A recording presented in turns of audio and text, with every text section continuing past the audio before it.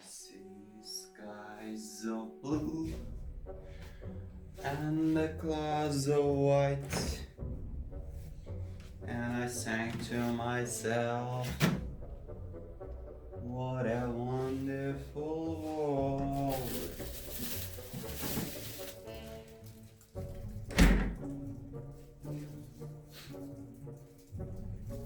Okay, menimcha hamma videoni sarlavhasidan bildi, videoni o'qib haqida ekanini. Video 6 noyabrda IELTS topshiracaqman va shuncha bo'lgan IELTS topshiracaqman ikkinchi marta va shuncha bo'lgan sayohatimni, shuncha aytilgan o'qishlarimni, har kunlik kunimni videoga olib boracaqman. Shunda sizlar ko'rib bilasizlar va agar o'quv markazlari uchun pulingiz yetmasa, men videolarimni ko'rib, men bilan birga o'qib, shu ishlarda aytishlaringiz mumkin. Sizlarga tekin darsliklar bo'ladi. Aytgandek 6 noyabrda topshiraman, ikkinchi marta IELTS. Birinchi topshirishimda 7 oylik taram, ko'rinish shurda. Endi yana topshiraman. Bu safarga olish niyatim 8. Yay!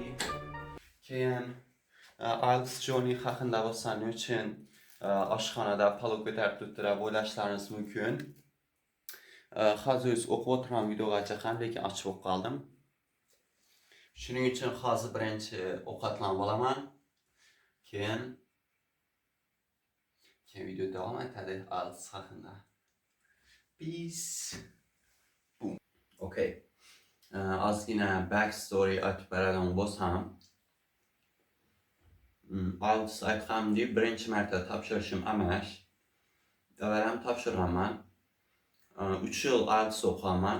8-sinfda boshlab 10-sinfgacha o'qiganman va 10-sinf yarmida topshirganman. Keyin IELTS 7 chiqqan.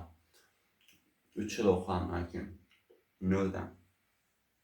Va men skorim bilan quvonmaganman, lekin desa ko'p o'qiganman va mo'qlarda ishlab turgandan ham 7,5 chiqadi ko'p va meni umidim 8 olishadi. Lekin afsuski 7 chiqib qoldi. Bunlardan shukr, ham yaxshi. Lekin taslim bo'lish yo'q. 8 olish armonim bo'lib qoladi. Shuning uchun yana bir topshiramiz va 8 olacaqman. She lie to your face, I really don't get it. She say what you want her to say. At the end of the day, I'm still getting money regardless, I'm still getting paid. She want Gucci, Louis and the Fendi. Okay, keyin ko'p fokusimiz speaking va writingga qarataman. Nima uchun? Chunki listening va reading ham anchagina yaxshi. Shuning uchun ularga kamroq vaqt sarflayman, lekin speaking ham o'tgan examda 6,5 chiqadi, juda past. Shuning uchun speaking va writingga katta e'tibor qaratamiz. Keyin bugun nova o'qishga qaror qildim. Bugun faqat bir full reading mock test ataman va uni analizini ataman. Bo'ldi, buguncha shu. Keyin bugun erta uxlab, yaxshi uyqu olib, energiya to'plab, ertangdan, ya'ni day 2 dan, birinchi kundan yaxshi o'qib boshlaymiz. So I'm about to go to studying. Peace.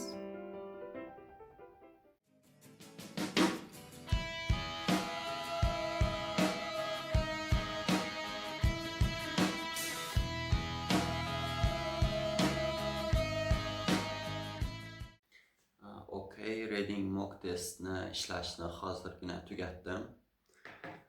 Va 11 minut 50 tugatdim.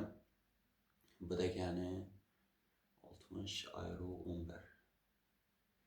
49. Bu degani 49 minutda ishladim readingni va 11 minutim ortiq qoldi. Ko'rishlaringiz mumkin. Telefonda ko'rinsa, ko'rinadi bilmayman. Passage 3 ni hozirgina ishlab bo'ldim. Endi ko'ramiz. Okay, reading necha chiqibdi? Reading 7,5 chiqibdi. 34 danasi to'g'ri, 5 danasi xato birisini qora bilan berib qo'yibdi. Bu no degan tushunmadim cho'ta. Короче, reading 7,5 chiqdi. Endi maqsad readingni 9 ga ko'tarish 6-noyabrgacha.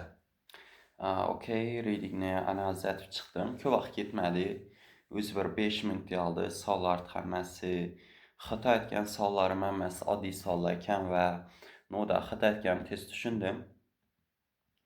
Va yana birisi to'g'ri topganlarim 35 emas 36 ekan va bu meni 8 etdi.